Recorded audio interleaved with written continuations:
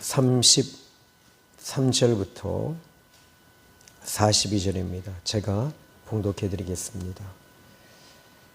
그들이 듣고 크게 노하여 사도들을 없이 하고자 할세 바리새인 가말리엘은 율법 교사로서 모든 백성에게 존경을 받는 자라. 공회 중에 일어나 명하여 사도들을 잠깐 밖에 나가게 하고 말하되 이스라엘 사람들아 너희가 이 사람들에 대하여 어떻게 하려는지 조심하라. 이전에 드다가 일어나 스스로 선전함에 사람이 약 400명이나 따르더니 그가 죽임을 당함에 따르던 모든 사람들이 흩어져 없어졌고 그 후 호적할 때에 갈릴리에 유다가 일어나 백성을 깨어 따르게 하다가 그도 망한즉 따르던 모든 사람들이 흩어졌느니라. 이제 내가 너희에게 말하노니 이 사람들을 상관하지 말고 버려두라. 이 사상과 이 소행이 사람으로부터 났으면 무너질 것이요 만일 하나님께로부터 났으면 너희가 그들을 무너뜨릴 수 없겠고 도리어 하나님을 대적하는 자가 될까 하노라 하니 그들이 옳게 여겨 사도들을 불러들여 채찍질하며 예수님의 이름으로 말하는 것을 금하고 놓으니 사도들은 그 이름을 위하여 능력받는 일에 합당한 자로 여기심을 기뻐하면서 공회 앞에 떠나니라. 그들이 날마다 성전에 있든지 집에 있든지 예수님은 그리스도라고 가르치고 가르치기와 전도하기를 그치지 아니하니라. 아멘. 자, 우리는 지난 시간에 이 사도들이 이 18절 말씀을 보시면은 사도들을 잡아다가 옥에 가두었다 그랬어요. 그런데 이제 감옥에 갇힌 이 사도들에게 주의 사자가 나타납니다. 그리고 이 19절에 주의 사자가 밤에 옥문을 열고 끌어내어 이르되 20절 가서 성전에 서서 이 생명의 말씀을 다 백성에게 말하라 하며. 자, 지금 지난 시간에 했던 말을 좀 다시 복습을 좀 해보겠습니다. 그 사도들이 이 감옥에 갇혀 있는데 주의 사자가 와서 끄집어냈습니다. 그러면 안전한 데로 보내지 아니하고 바로 이 성전에 있는 이 성전에 이 감옥이 있습니다. 그래서 성전을 소란하게 하는 자들을 가두어 두는 곳입니다. 또 산헤드린 공회가 이 성전에서 시작이 되기 때문에 중범죄도 중한 죄를 지고 큰 죄를 지은 사람도 그 감옥에 가둡니다. 그런데 지금 이 성전과 이 예루살렘 성전, 이 솔로몬 성전과 이 성전의 감옥은 그렇게 먼 곳이 아니에요. 가까워요. 그런데 주의 사자가 지금 이렇게 말합니다. 가서 성전에 서서 이 생명의 말씀을 다 백성에게 말해라. 이렇게 말해요. 여기에 생명의 말씀이다 라고 하는 것에 우리가 초점을 좀 맞출 필요가 있겠죠.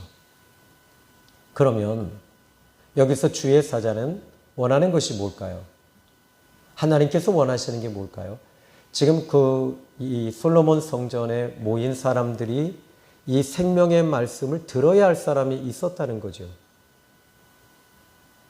오늘 저도 역시 이제 전도를 나가서 어제 이제 밤을 그냥 꼬박 세우고 책을 쓰고 또 이 성경 한 부분을 도저히 풀 수 없는 부분을 이 새벽 기도 하기 직전에 이제 풀었어요. 풀고 그 말씀을 주일 낮 예배 때 이제 증거하기 위해서 준비를 시작을 했던 거죠. 그런데 너무 피곤한 거예요. 보통 일상생활처럼 이렇게 움직일 수가 없더라고요. 밤을 꼬박 세웠기 때문에. 그런데 제 마음에 일어나는 것은 이겁니다. 너는 길거리에 나가서 서라는 거예요. 생명의 말씀을 전하라는 거죠. 그리고 나가서 예수님을 증거하고 또 이 말씀을 전합니다.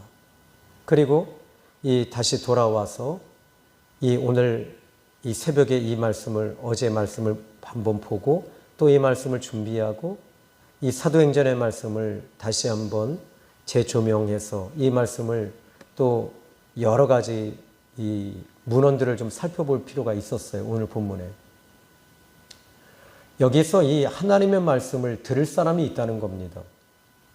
뭐 예를 들어서 우리 권사님 같은 경우에도 캐나다에서 오셨지만 하나님께서 분명히 여기에 생명의 말씀을 들을 사람이 있기 때문이고 그래서 하나님께서 보내신 것이고요.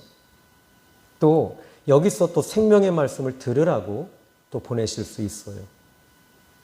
그러니까 내가 어떤 일을 하겠다라고 하는 것이 아니라 이 일은 우리가 하나님 안에 들어가면 들어갈수록 내가 할 수 없다는 것을 우리는 고백하게 됩니다. 항상 저는 이 벽을 만나게 됩니다. 이 벽을 만날 때 내 힘으로 할 수 없다는 것을 늘 고백할 수밖에 없습니다. 당장의 말씀을 전하는 것도 마찬가지입니다. 한 30년 넘게 설교 사역을 말씀을 전해왔어요. 그러다 보니까는 이 말씀 사역에서 항상 저도 한계가 부딪혀요. 어젯밤에 한계가 딱 왔기 때문에 밤을 꼬박 새우고 그 대신에 제가 가급적이면 주석을 안 보려고 하고 원문을 보려고 해요. 가급적이면. 그런데 그리고 나서는 하나님께 지혜를 구하고 또 지혜를 구하면서 그리고 썼던 책을 다시 한번 뒤집어 엎어버리고 다시 쓰기 시작하고 또 점검하고 또 점검하고 또 점검하면서 왜 그땐 내가 여기까지밖에 못 봤을까?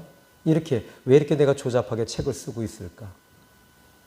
다른 사람들이 볼 때 참 이 책이 조잡하다라고 느끼겠구나 이런 생각이 들더라고요.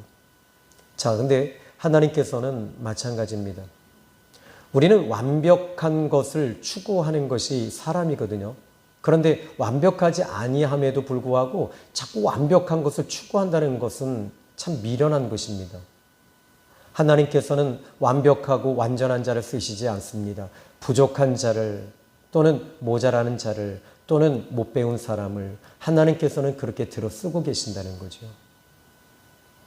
여기에 생명의 말씀을 너는 많은 백성들에게 생명의 말씀을 전해라 라고 말합니다. 그런데 그 생명의 말씀을 이제 듣고 그때 성전에 있는 사람들 가운데 돌이킨 사람이 많았다는 것이죠. 우리가 어떤 열매가 일어나는 것을 우리 눈에 보이지 않더라도 여러분들은 하나님의 말씀에 순종하고 하나님의 뜻을 따르는 저와 여러분이 되셔야 됩니다. 자, 이제 이 본문의 말씀을 보면서 그들이 듣고 새벽에 성전에 들어가서 가르쳤다라고 말해요. 하나님, 이건 말이 안 됩니다. 성전에 들어가서 지금 이 감옥에서 가까운 이 성전에서 말씀을 전한다니요 라고 하지 않았다는 거죠. 그들은 어떻게 했습니까? 그냥 들어가서 가르쳤다고 얘기해요. 전에도 한번 이야기했지만은 아마 한 500번 들었을 거예요. 저희 할머님 돌아가셨을 때 그때 신학교 신학생이었으니까 네가 임종 예배 드려라. 이미 돌아가셨는데 고모님들이 임종 예배, 운명 예배 드려라 그러셔요. 근데 돌아가신 지 한 6시간, 7시간 됐는데 그런데 어떻게 해요? 이 교회에서 신학생이니까 설교 잘 안 시켜주잖아요. 그래서 때가 왔구나 하고 나서 이제 창세기서부터 훑기 시작을 했어요. 그런데 어디 가서 딱 부딪히냐면 이 신약 성경에 죽은 나사로를 살리신 예수님의 그 일대가 딱 나와요. 그런데 그게 막 부딪힘이 오는 거예요. 그리고 나서는 하나님께서 저에게 도전을 주십니다. 어떤 도전입니까? 내 이름으로 일으켜 세워라 그래요. 저희 친할머니를. 그런데 하나님 돌아가셨습니다. 라고 고백을 드렸죠. 그런데 하나님은 네가 하는 것이 아니라 내가 하는 것이다. 너는 다만 말만 하면 되는 거야. 종은 시키는 대로 하면 돼. 네가 인생의 주인이 되면 네가 해야 되지만 너는 종이지 않니? 그러니 내가 하니 걱정하지 마라. 그리고 나서 그렇게 말씀을 전하고 일어나라 라고 했을 때 할머님은 살아나셨어요. 그런데 그리고 나서 그 자리에서 할머님은 고모님들이 통곡의 자리가 장례식에서 이 잔치자리로 바뀌었죠. 그리고 그 자리에서 일어난 것은 저희 큰 고모님이 귀신이 들렸고 귀신이 보이더라고요. 귀신을 내어 쫓았고요. 그리고 나서는 할머니에게 제가 말했습니다. 할머니 딱 더도 말고 덜도 말고 3년만 더 살다 가시게 될 겁니다. 그리고 할머니는 3년은 못 채우시고 2년 6개월 후에 이 세상을 떠나실 때 그 직전에 운명하시기 직전에도 말했어요. 할머니, 제가 지금 기도하면 할머니 또 살아납니다. 그런데 할머님이 말씀하세요. 신영아, 내 몸이 못 견딘다. 하나님께 기도 올리지 말아다오. 그러시더라고요. 지금 이렇게 뒤돌아보면 내 힘으로 하는 것이 아무것도 없더라는 거죠. 근데 왜 그런 기적이 일어났을까요? 간증하라고요? 아니에요. 하나님이 살아계심을 보여주시는 거예요. 목회하면서 하나님 살아계심을 늘 경험하고 있습니다. 여러분, 오늘 이 시간에 여러분들이 이 자리에 나온 것 자체가 기적입니다. 오늘 성경 본문에 저는 목회하면서 또 죽었다 살아난 사람이 계속 일어났으니까요. 여러 사람들이 살아나더라고요. 전 그게 대단한 것인 줄 알았어요. 그런데요, 죽었다 살아나는 것은 하나님이 하시니까 쉬운 건데요. 사람이 변화되어지는 것은요, 정말 힘들어요. 제가 여기서 목회를 30년 했는데도요, 변화되지 않더라고요. 여러분 말고요. 그러니까 여기서 우리가 하나님이 하시는 건 뭐든지 쉽잖아요. 근데 이 베드로와 사도들은 하나님의 성전에서 이제 생명의 말씀을 그대로 전하고 증언하고 가르쳤습니다. 그런데 그때 이 성전의 경비대장과 경비대에서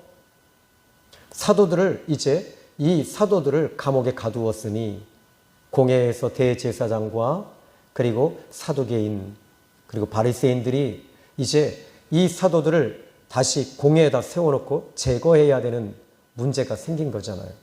그래서 데려와라 했더니 그 감옥에 경비병은 서 있는데 사도들이 없는 거예요. 발칵 뒤집혔죠. 뒤집혀져 있는 상태에서 한 경비병이 말합니다. 그 사람들이 지금 성전에서 말씀을 가르치더이다. 그래서 다시 경비대장과 군인들을 보내서 이 사도들을 이제 공회에 잡아온 것입니다. 이 공회는 옛날부터 이 공회 자체가 얼마나 무서운 곳이며 수없이 많은 정치로 수없이 많은 사람을 죽인 장소이기도 합니다. 예수님을 죽인 곳이 바로 산헤드린 공회였습니다. 죄를 뒤집어 씌우게 했지요. 없는 증인들을 만들어냈지요. 그것이 정치거든요. 그런데 이런 정치 속에 들어갔을 때 예수님은 단 한 번도 그들을 향해서 미워하시거나 원망하시거나 답답해하지 아니하셨다는 거예요. 왜지요? 예수님은 하나님 아버지를 바라보고 계셨기 때문입니다. 하나님 안에, 아버지 안에 예수님은 늘 계셨기 때문입니다. 지금 이 현 작금에 이 나라 이 민족을 보시면 저는 참 답답해요. 그런데 그 답답함 속에서 이 나라를 볼 때는 답답하지만 하나님 우리의 시야를 이렇게 돌려서 하나님을 바라보시면 요한복음 1장 7절에 참빛 곧 세상에 와서 각 사람에게 비치는 빛이 있었다. 그 빛이신 주님을 바라보는 순간에 어두움은 이렇게 빠져나가는 거예요. 자, 이제 오늘 본문의 말씀에서 이 사도들을 보면 이제 이렇게 말합니다. 28절에 보니까 우리가 이 이름으로 사람을 가르치지 말라고 엄검하였으되, 그러니까 처음 베드로와 요한이 솔로몬 성전에서 먼저 안전뱅이를 일으키고 사람들이 막 몰려온 거예요. 엄청난 역사가 일어난 거죠. 사람들은 늘 갈급해 있었어요. 그리고 로마의 압제에 있어서 그들은 늘 힘들어하고 있었습니다. 그런데 지금 이 솔로몬 성전에서 안전뱅이가 일어난 사건은 그들에게 하나의 음료수와 같은, 생수와 같은 사건이었기 때문에 사람들은 이 베드로와 요한에게 집중하고 있을 때 베드로와 요한이 말합니다. 어찌하여 너희는 우리를 주목하느냐? 우리 개인의 경건과 우리 개인의 능력으로 일으킨 것이 아니라 너희가 십자가에 죽이신 예수 그리스도께서 부활하시고 살아나신 그 예수 그리스도의 이름으로 일어난 것이다 라고 말한 것이죠. 결국 이 사람들은, 유대인들은 이것이 그들에게는 멘탈이 나간 것이죠. 그리고 그들은 딜레마에 빠지기 시작했습니다. 왜냐하면 예수님은 분명히 이단이거든요. 왜냐하면 우리는 십계명에 보면 하나님 외에 다른 신을 두지 말고 하늘의 것이나 땅에 있는 것이나 어떤 것도 하나님 외에 다른 것을 두지 마라. 하나님의 이름을 망령되이 일컫지 마라라고 했는데 예수님이 딱 오셔서 뭐라고 그러셔요? 나를 본 자가 아버지를 보고 하나님을 본 것이다. 그리고 예수님은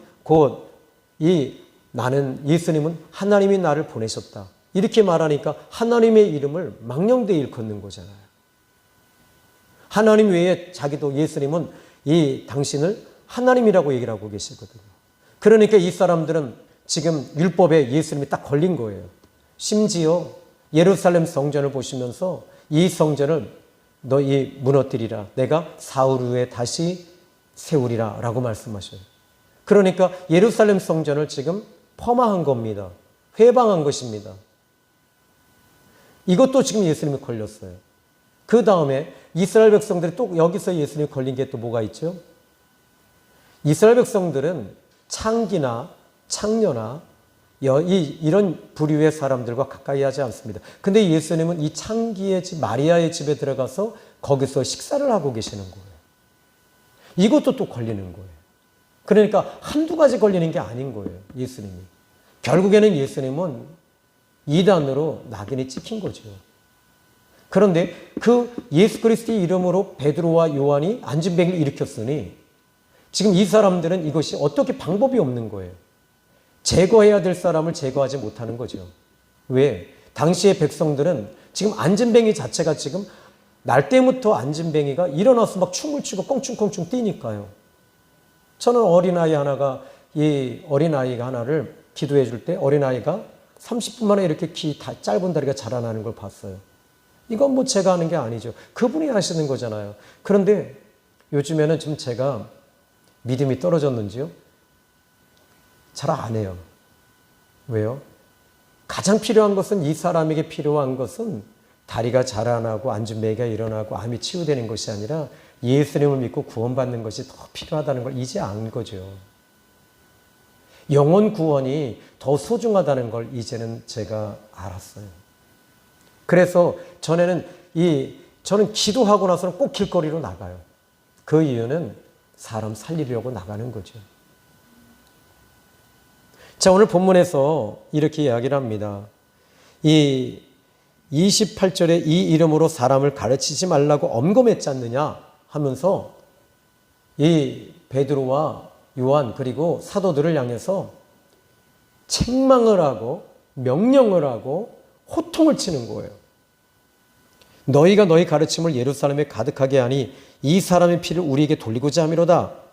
지금 여러분 이 대제사장과 사두개인들과 바리새인들과 이 사람들은 상당한 권력자들입니다.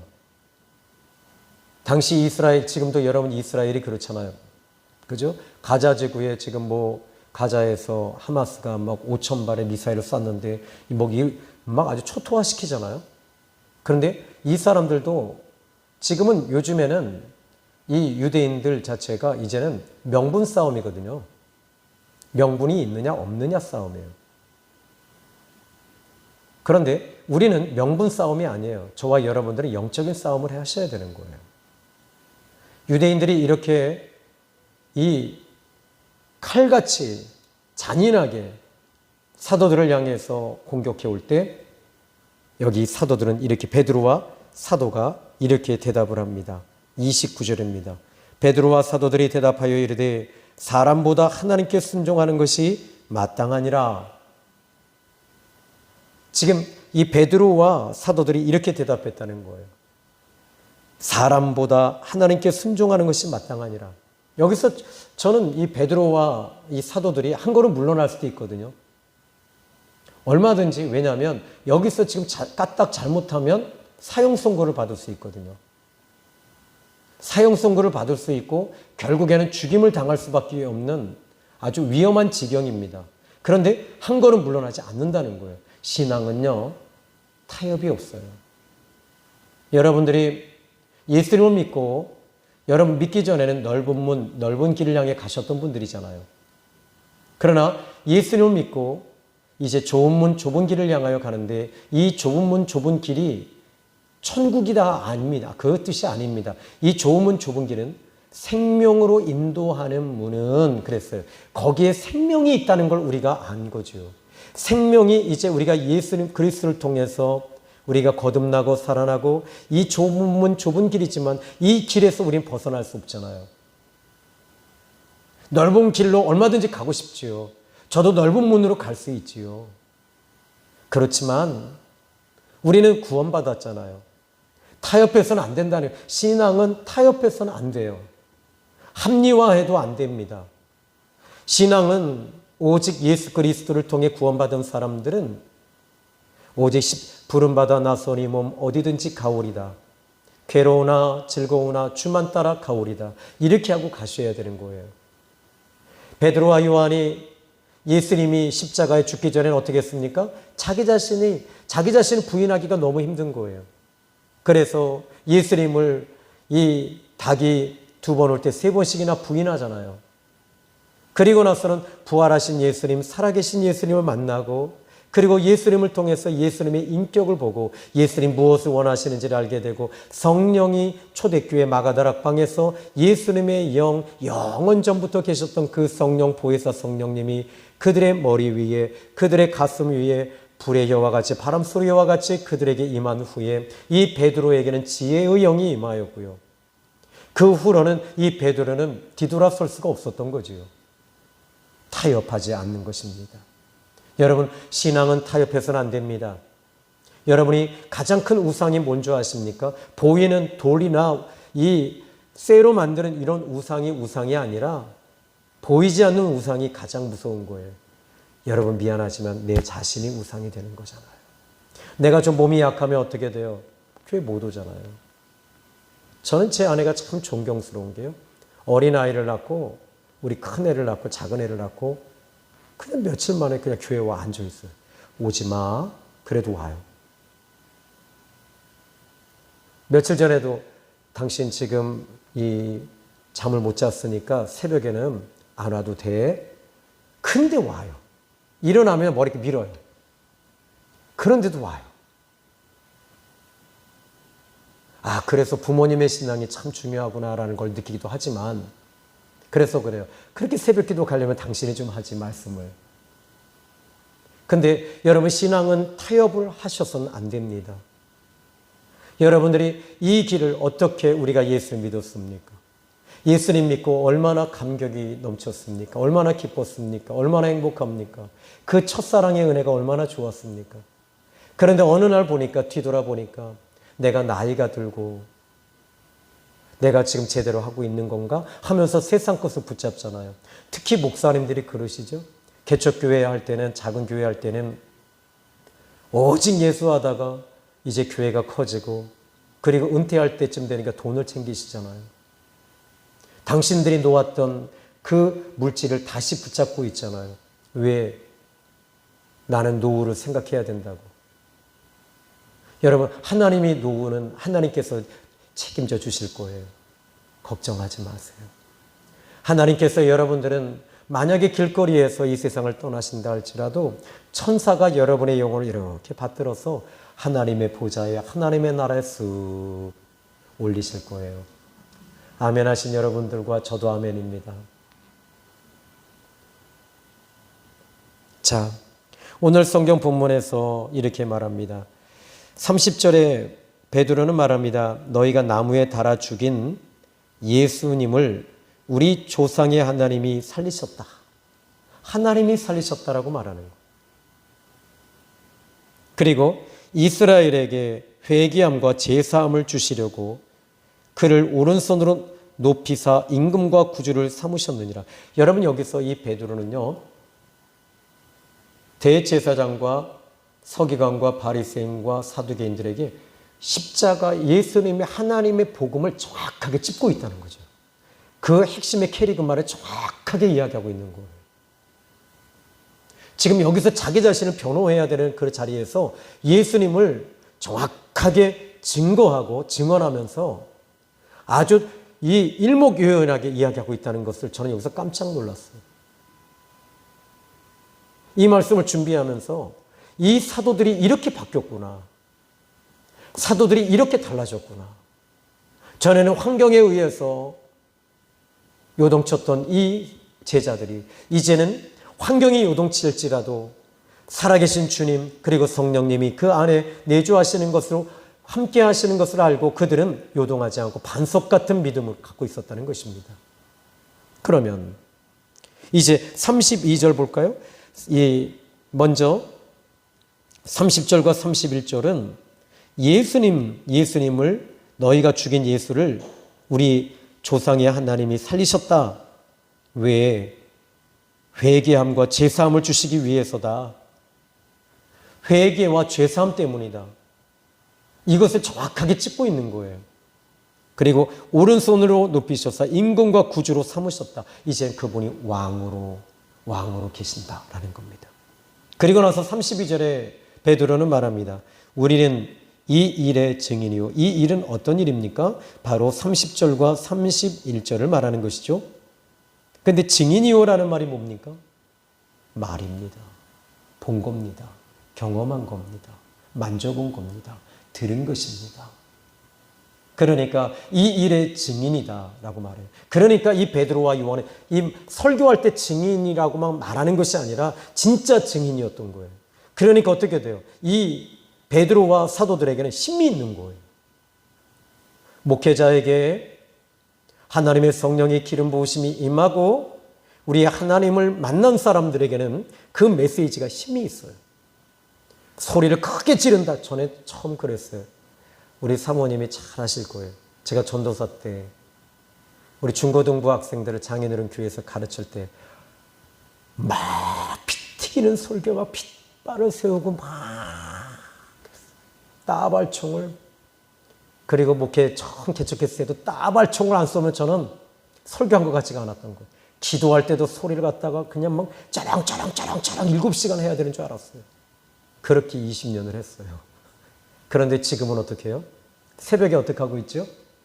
말씀을 조곤조곤 풀고 또 원어를 살펴보고 함께 이 앞뒤 좌우를 살펴보며 적용하고 이 말씀이 우리에게 주시는 유익과 적용 이렇게 보고 있잖아요. 그러니까 여러분들은 감사하십시오. 우리 사모님이 그래서 고막에 나가서 지금도 이렇게 잘 안 들린다고 그래요. 그런데 이건 다 제 책임이죠. 자, 그러면 여기에 이 일의 증인이요. 그러니까 작게 말해도 힘이 있는 거예요. 예수님을 모시고 사는 사람들에게는 힘이 있어요.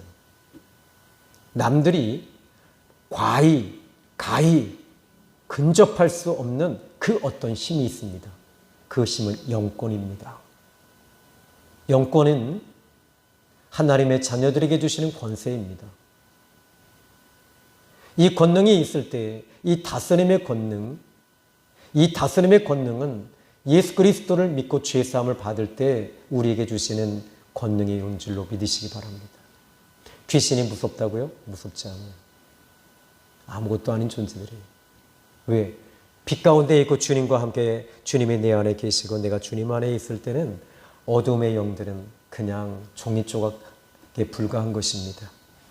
자, 이제 이 말씀을 보십시오. 우리는 이 일의 증인이요. 하나님이 자기에게 순종하는 사람들에게 주신 성령도 그러하니라. 여기서 베드로와 사도들이 그 비밀을 얘기하고 있죠. 누구에게 성령을 주신다고 그래요? 하나님이 자기에게 순종하는 사람들에게 주신 성령도 그랬어요. 여러분 왜 성령 받지 못할까요? 분명히 성령 나 받은 것 같아요. 그죠, 권사님? 그지? 처음에 막 기도원에 가서 막 해서 해야 됐잖아요. 근데 지금은 이렇게 가만히 있어도 기름 부으심이 임하잖아요. 그죠? 하나님께 순종하는 사람에게 바로 성령을 주신다는 거예요. 그러니까 여러분 여기서 이렇게 성령이 우리에게 임하실 때 그때 증인이 되고 증거가 되고 영권이 오고 영역이 나타나기 시작을 하는 거지. 그러니까 이 산헤드린 공회가 아무리 강력하다 할지라도 그들에게 무릎 꿇지 않는 거예요. 그들에게 지지 않아요. 영적인 힘으로 이겨내는 거죠. 자, 이제 여기 33절 보십시오. 지금 이 정도 되면 이 대제사장과 이 사두개인 이 사람들이 지금 꼬랑지를 내려야 되는데 꼬리를 안 내려요. 그들이 듣고 크게 노하여 사도들을 어떻게 한다고 그래요? 없이 하고자 할세. 이제는 제거하려고 한다는 겁니다. 저는 얼마 전에 이 소통의 기술이라고 하는 책을 좀 이렇게 요즘에 읽고 있는데 소통이 안 되는 거예요. 영적 소통이 안 돼요. 꽉 막힌 사람들인 거죠. 자기 것만 고수하고 자기 주장만 하는 사람이 여러분 이게 바로 소통이 안 되는 사람이에요.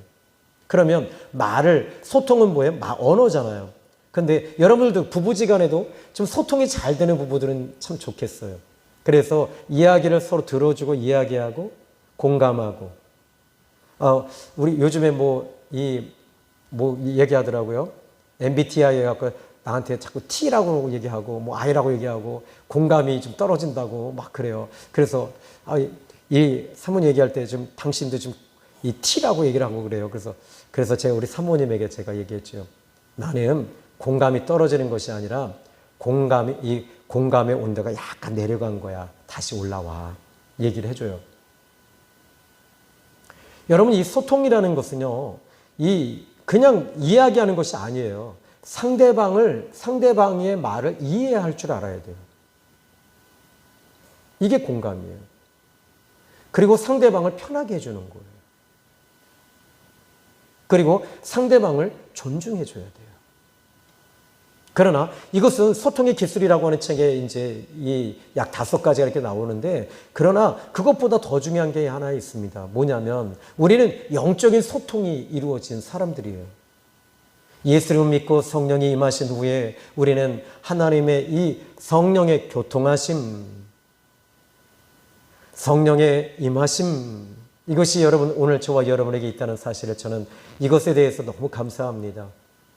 오늘 저와 여러분이 이런 영적인 소통을 할 수 있다는 것은 영적인 소통이 코드가 맞는 사람은 여러분 어떠세요? 이야기를 해도 지치지가 않아요. 기 안 빠지, 기 빨리지 않아요. 참 재미나요. 그리고 신나요. 이야기하면 내가 얻는 게 많아요. 그런데 이 영적인 소통이 안 되고 영적인 이 무엇인가가 코드가 안 맞으면요. 이야기하다 싸워요. 이야기하다가 막 화내고 싸우고요. 막 그래요. 그게 코드가 안 맞기 때문에 그래요. 근데 바울과 실라 보십시오. 빌립보에 갔을 때도 코드가 맞으니까 어떻게 돼요? 바울이 아마 그랬을지도 몰라요. 없는 얘기인데 우리 325장 부를까? 그랬더니 실라가 좋습니다. 부름받아 낯서니 몸 어디든지 가오리다. 예수가 함께 계시니 막 이 찬송 부르는데 근데 소통이 안 되는 사람 왜 그 찬송 부릅니까? 다른 거 불러야죠. 나 기도하고 싶어요. 이것도 소통이 안 되는 거잖아요. 그죠? 근데 이런 소통이 되는 사람들은 여러분 이게 서로가 코드가 맞는 사람들은 정말 즐겁고 행복해요. 교회 나와도 목사님과 소통이 돼야 되고요. 말씀의 소통이 돼야 하고 영적인 소통이 돼야 되는 거죠. 그리고 나서는 이제 이렇게 말합니다. 오늘 본문의 말씀 보십시오. 그들이 듣고 크게 노하여 사도들을 없이 하고자 할세. 그때 이제 사도들을 제거하려고 한 거예요. 그때 등장하는 인물이 있습니다. 그 유명한 바리새인 가말리엘이라고 하는 분입니다. 이 사람은 이 바리새인입니다. 그리고 이 가말리엘은 율법 선생입니다. 이 가말리엘이 누구냐면 여러분이 잘 아는 사도 바울의 율법 선생님이셨어요. 사도행전 22장 3절에 바울도 나는 가말리엘 이 문화생이었다라고 얘기를 하고 있어요. 그러니까 그분에게 배운 거죠. 근데 이 가말리엘에 대해서 제가 좀 이렇게 살펴봤는데요. 이 가말리엘은 그의 유명한 그때 당시에 그 율법 학자가 또 있었는데 힐렐이라고 하는 아주 유명한 바리새인 그 열심당원인 힐렐이 바로 그의 할아버지였어요. 그러니까 할아버지를 통해서 이 율법을 엄하게 배운 거죠. 그런데 이 힐렐의 손자이기도 하면서 또 이 사람은 어떤 사람이냐면 많은 사람에게 존경을 받는 사람이었다는 겁니다. 그렇다면 율법만 가르치는 그때 이스라엘 백성들 전체가 다 율법을 배우는 사람들이거든요. 그런데 그 가운데서도 존경받는 사람이었고 또 이 사랑을 받는 사람이었다는 것은 참 여기서 우리가 주의 깊게 봐야 할 내용이 아닌가 생각합니다. 어떻게 보면 이게 있어요. 이 가말리엘은 많이 배운 사람이에요. 여러분, 많이 배운 사람들은 자기의 자아나 자기의 자존이나 자기가 가지고 있는 것에 대해서 이 아집들이 있어요. 이거를 이제 이 자존이라고 얘기를 합니다.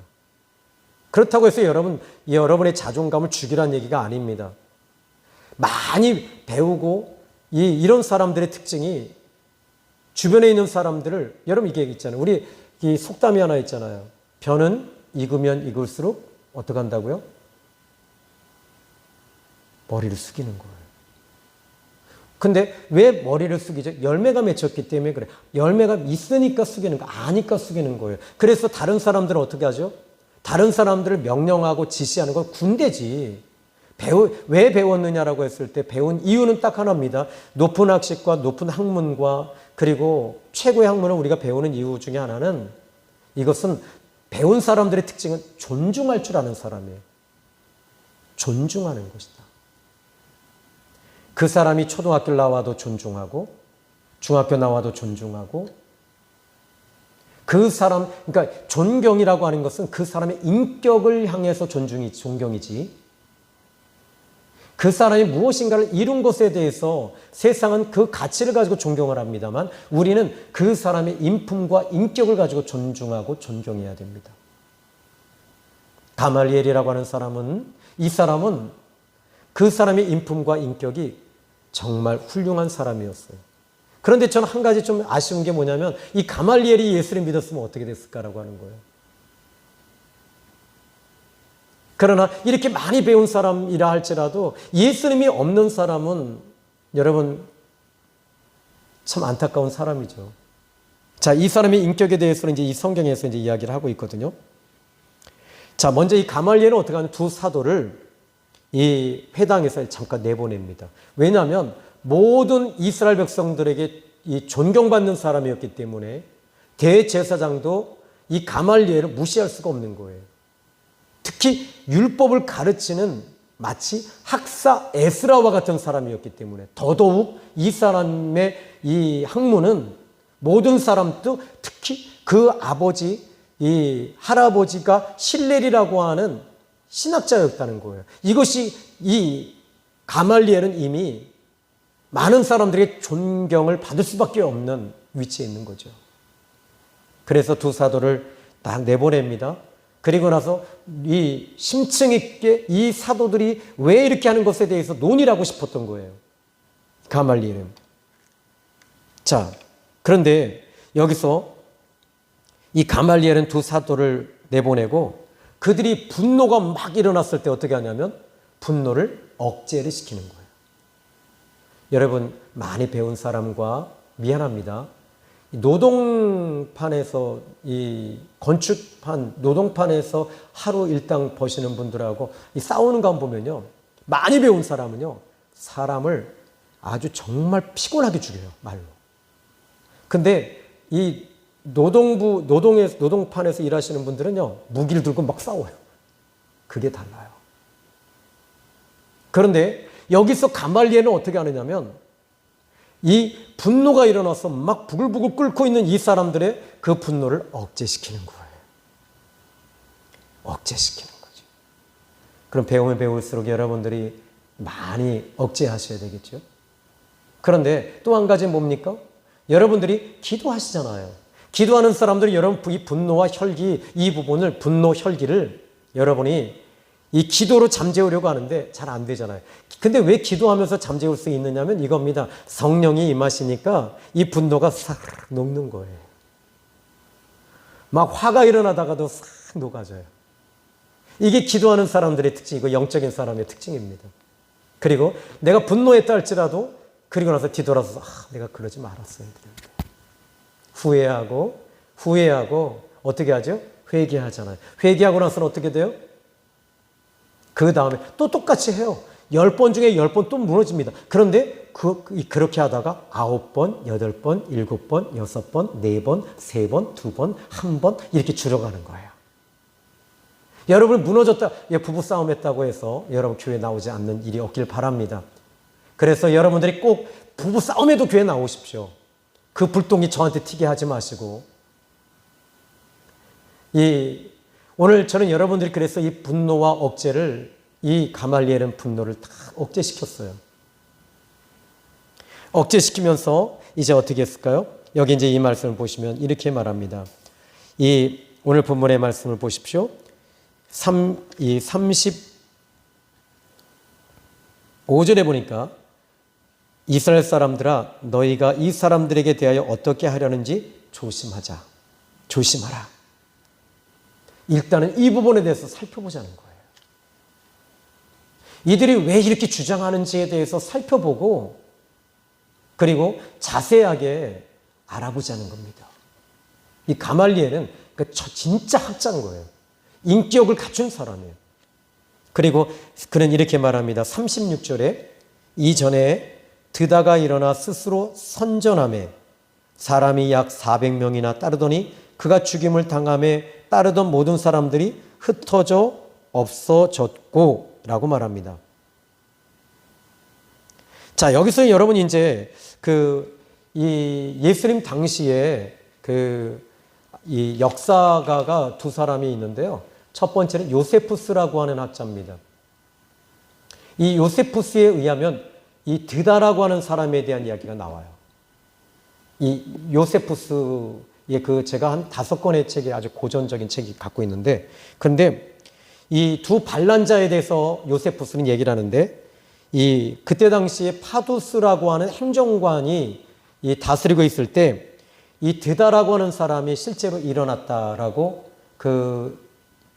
역사가가 기록을 하고 있어요. 근데 이 드다는 어떤 일을 했냐면 이 사람은 마술사였대요. 마술사였기 때문에 많은 사람들을 자신을 따르게 했다는 겁니다. 그리고 그가 예언을 했는데 어떻게 하냐면 이 갈라지지도 않은 강이 갈라졌다라고 거짓말을 하면서 이 많은 사람들이 그것을 믿게끔 만든 거예요. 근데 신기하게도 사람들이 이 미혹을 당한 거예요. 정말 이 시각이 잘못되어져서 정말 갈라진 것으로 봤던 거죠. 그러니까 사람들이 400명이 따를 수밖에 없었다라고 해서 그래서 결국에는 산헤드린 공회에서 이 드다를 처형을 시켜버립니다. 처형을 하고 그 따르던 추종자들 400명이 다 없어져 버린 거죠. 그러니까 하나의 역사가 이야기하듯이 지금 이 가말리엘은 이 역사에 대해서 잘 알고 있었던 거죠. 그러니까 똑같은 사건이다. 이것도 지금 예수 그리스도가 너희들이 주장하는 예수 그리스도가 하나님이시고 사흘 만에 부활했다면 분명히 너희 기독교가 흥왕할 것이다. 그러나 만약에 너희들이 만들어낸 어떤 하나의 종교라면 이것은 분명히 다 사멸할 것이고 소멸할 것이다라는 겁니다.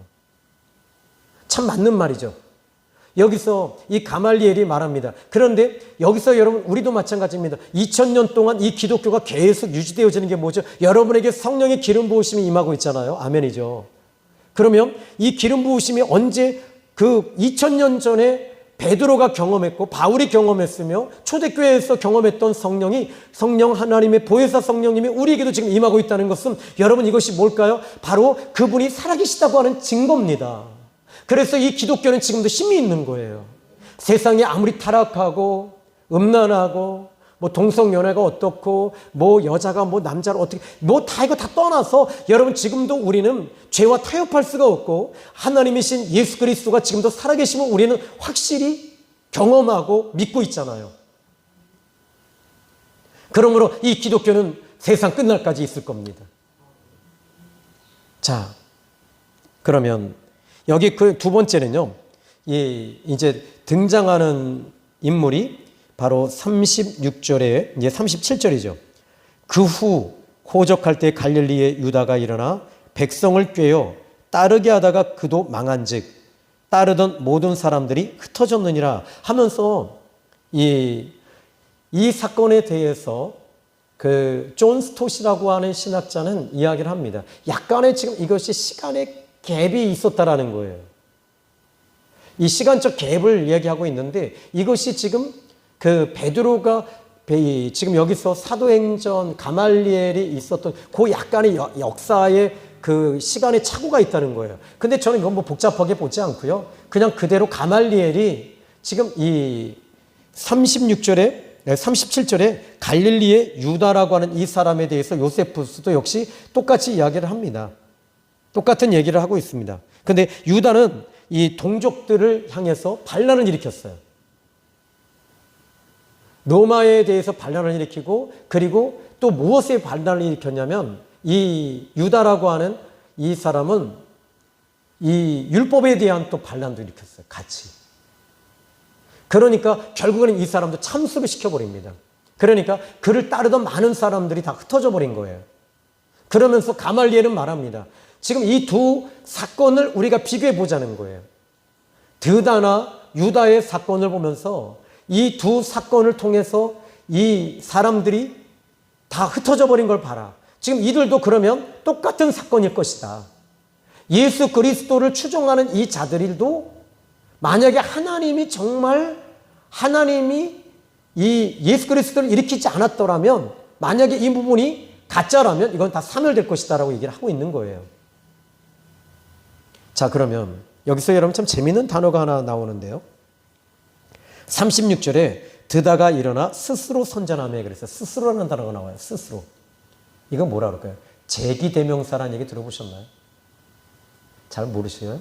그러면 제기대명사 하니까 우리 권사님들 좀 이해가 못하시면 이 식당에 가면 셀프라는 얘기 들어보셨나요? 셀프. 물 네가 떠다 먹고 저는 우리 사모님하고 식당에 가면 제일 좋은 식당이 어떤 것이냐면 반찬 있잖아요. 우리가 막 셀프로 막 먹는데 나 그런 데가 좋아요. 마음껏 먹을 수 있거든요. 근데 반찬은 다 떨어졌는데 주인한테 저 사장님 콩나물 좀 더 주시면 안 될까요? 그러면 요만큼 갖다 줬는데 고맙습니다. 아, 그게 난 너무 싫은 거예요. 근데 이 셀프라는 건 내가 마음대로 하는 거거든요. 근데 여기서 지금 이 드다는 셀프였다는 거예요. 셀프. 그러나 베드로 요한은 셀프가 아니었다는 거죠. 하나님에 의해서 하나님을 통해서 하나님으로 말미암아 예수 그리스도로 말미암아 성령으로 말미암아 여러분들이 오늘 이 자리에 나온 것도 셀프가 아닙니다. 남편이 교회 나와주는 것은 셀프입니다. 나한테 잘 보이려고 셀프하는 거죠. 여러분에게. 근데 우리는 셀프가 아니라 성령의 인도와 이끌리심과 이 함께 하심이 있기 때문에 우리는 이 자리에 나온 거예요. 하나님의 자녀들이기 때문에. 그러니까 어떻게 돼요? 생색내지 않는 거죠. 그죠? 여기에 이제 또 이렇게 말합니다. 여기 그럼 36절 볼까요? 이 37절 갈릴리 유다가 일어나 백성을 어떻게 했다고요? 셀프가 아니라 이제는 꾀었다라는 말이에요. 속인 거예요. 이 단어만 좀 봐도 참 이게 이 말씀이 참 재미있긴 한데요. 뭐 이렇게 했다가는 뭐 한도 끝도 없고요. 자, 그러면 이 가말리엘은 이렇게 계속 이야기를 합니다. 그래서 이제 내가 너에게 말하노니 이 사람들을 상관하지 말고 버려두라. 이 사상과 이 소행이 사람으로부터 났으면 무너질 것이다. 그러나 39절 하나님께로부터 났으면 너희가 그것을 무너뜨릴 수 없겠고 도리어 하나님을 대적하는 자가 될까 하노라 하니. 저는 아마도 이 가말리엘이라고 하는 이 사람이 훗날에 예수를 믿지 않았을까 생각이 들어요. 이렇게 신중하고 이렇게 인품을 갖고 있는 이 사람. 그러나 성경에서는 더 이상 이 사람에 대한 이야기는 닫고 있거든요. 뭐 거기까지죠. 다만 그러면 여기에 40절 보십시오. 이 사도들의 모습을 좀 보면서요. 그들이 옳게 여겨, 그러니까 무엇을 옳게 여겼냐면 가말리엘의 이 말이 설득 당한 거죠. 그 말이 맞는 거예요. 여러분, 이게 이해를 시킨 거예요. 여러분, 부부싸움 할 때도 마찬가지입니다. 내 쪽에 맞춰라고 하는 것이 아니라 내가 지금 이렇게 하니 내가 힘이 듭니다. 하니 나를 좀 이해해 주십시오 하고 이해를 시키십시오. 자녀들에게도 마찬가지입니다. 이해를 시키십시오. 내가 지금 이거다라고 하고 딱 명령하는 것이 아닙니다. 이것은요, 여러분 가정이 아니에요. 이건 군대예요. 여러분 가정에 오면 여러분 가정이 좀 편안해야 되잖아요. 또 여러분 아내도 그렇고 서로 숨을 쉬어야 되는데 숨을 쉬지 못하는 것은 그것은 천국이 아닙니다. 남편이 일하고 왔을 때 여러분 이 편하게 해주고 또 이렇게 하는 것이 여러분 얼마나 좋아요. 그죠? 또 남편은 어떻게 돼요? 일하고 왔을 때 또 아내를 수고했어 라고 하는 우리 사모님 너나 잘하세요 라고 할지도 모르겠지만 뭐 저는 뭐 그냥 잘하려고 애는 써요. 이 설거지도 가끔 유리를 하나 딱 깨트리면 안 시키고요. 밥알을 하나 3개 딱 띄워놓으면 안 시켜요.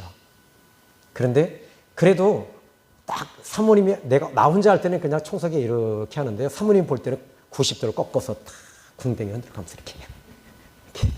그 이유는 뭐예요? 저는 솔직한 얘기로 청결 뭐 그런 거 신경 안 쓰는데 우리 사모님이 워낙 이렇게 해주시니까 근데 그게 저에게는 그게 나를 케어해 주는 거예요. 그러니까 지금 내가 정말 감사하고 있죠. 자, 그러면 이제 마지막으로 한 가지만 볼게요. 그들이 옳게 여겨 사도들을 불러들여 채찍질하며, 여러분 채찍질했다라는 말은요 40대 한 대를 가만 39대를 때린 겁니다. 여기서 간단하게 얘기하고 있잖아요. 그런데 이 채찍질이요 39대의 채찍을 맞은 겁니다. 이 사도들이. 그런데 예수의 이름으로 말하는 것을 금하고 놓아주었다. 근데 40절에 여러분 여기서 저는 이 41절에 보면서 이 사도들이 정말 멋쟁이에요. 왜요? 읽어볼까요? 41절 시작. 사도들은 그 이름을 위하여 능력받는 일에 합당한 자로 여기심을 기뻐하면서 공의 앞을 떠나니라. 여러분 같으면 저 같으면 시험 들었을지도 몰라요. 전에 지하철에서 전도하다가 경찰한테 잡혀가고 끌려갔어요. 취조를 당했어요. 누가 전도하라고 그랬어요? 위에 분이요. 그런 거 말고 막 소리 지르고 그리고 벌금을 딱 매겼어요. 집에 와서 대성통곡했어요. 하나님 나오그래요. 막 그랬거든요. 근데 여기에 이 사도들은 그 이름을 위하여 능력받는 일에 합당한 자다. 여러분 예수님은 믿음으로 인해서 능력받는 것에 대해서 여러분 우리 합당한 자로 여기시길 바랍니다. 아멘. 그리고 거기서 나는 합당한 자야. 난 당연히 이 능력받는 거 예수님 때문에 능력받는 건 이건 너무너무 난 맞는 거야. 이건 정확해. 이건 당연히 받는 거야. 그리고 나서 어떻게 해요? 기뻐했답니다. 그리고 나서 어떻게 했어요? 42절에 읽어보시면서 말씀을 이제 마치겠습니다. 42절입니다. 시작. 그들이 날마다 성전에 있든지 집에 있든지 예수님은 그리스도라고 가르치기와 전도하기를 그치지 아니하니라. 아멘. 사단은 존 스tott 목사님은 이야기하십니다. 이 부분에 대해서 영적으로 이 본문을 다시 한번 보라는 거예요. 그리고 나서 이 존 스토트는 이야기하기를 사단은 계속 영적인 교회를 공격하고 무너뜨리려고 힘쓰고 있는 이 사탄은 계속 지금도 그렇게 하고 있다. 그러나 사도들은 물러서지 않았다. 오늘날의 성도들은 어떻게 해야 될 것인가? 여러분 마찬가지입니다. 우리도 이 사단은 사람을 통해서 이렇게 우리를 향해 공격하고 무너뜨리고 예배하는 일, 기도하는 일, 말씀에 집중하는 일, 이런 일에 대해서 여러분들은 흐트러놓으려고 하지만 여러분들은 타협하지 마십시오. 뒤로 물러서지 않으시기를 주님의 이름으로 축복합니다. 로마서 8장 37절에 이 모든 일에 우리는 사랑하시는 이로 말미암아 우리가 넉넉히 이기느니라라고 했습니다. 예수 그리스도로 말미암아 우리는 이기면서도 가셔야 될 거예요. 앞으로도 분명히 여러분 예수 믿음으로 말미암아 고난이 올 거예요. 코로나 때문에 예배를 못 드린 적이 있었죠. 근데 저희 교회는 그냥 계속 드렸어요. 불 다 꺼가면서도 예배 다 드려서 낮 예배고 뭐고 간에 다 드렸어요. 야, 그래서 그게 좋더라고요. 성도가 막 몇천 명 되고 많은 것이 좋은 게 아니었다는 걸 제가 이제 너무너무 감사했어요. 그죠, 집사님? 그죠? 우리 예배 다 드려. 우리는 영성과 영적인 것에 대해서 우리는 충만했었잖아요. 새벽 예배도 다 드리고 수요 예배 금요 차례 다 했어요. 그런데 뒤돌아보니까 우리가 이제는 타협하면 안 된다는 거예요. 앞으로도 이보다 더한 일들이 올 거예요. 그럼에도 불구하고 손양원 목사님이나 주기철 목사님처럼 여러분 우리는 타협하지 아니하고 뒤로 돌아서지 아니하고 오직 십자가의 복음을 붙잡고 가는 저와 여러분이 되기를 주님의 이름으로 축원합니다. 기도합니다. 살아계신 하나님 아버지 감사합니다. 우리는 연약한 육에 속해서 연약해서 늘 무너지고 뒤로 넘어지고 타협하기 일수인 우리들입니다. 그러나 이제부터 하나님 우리에게 성령의 기름 부으심을 주시고 타협하지 않게 하시고 신앙에 대해서만큼은 내 목숨까지 내놓을 수 있는 우리 성도들이 되게 하여 주옵소서. 베드로와 사도들처럼 말입니다. 하나님 여기에 사도행전을 꿈꾸는 교회 생명의 샘 교회를 기억하시고 이 자리에서 하늘의 하나님 우리 사랑하는 성도들이 오직 예수의 믿음과 오직 말씀, 오직 은혜, 오직 천국. 하나님 이렇게 붙잡고 가는 당신의 귀한 종들을 축복해 주시옵소서. 예수님의 이름으로 기도했습니다. 아멘.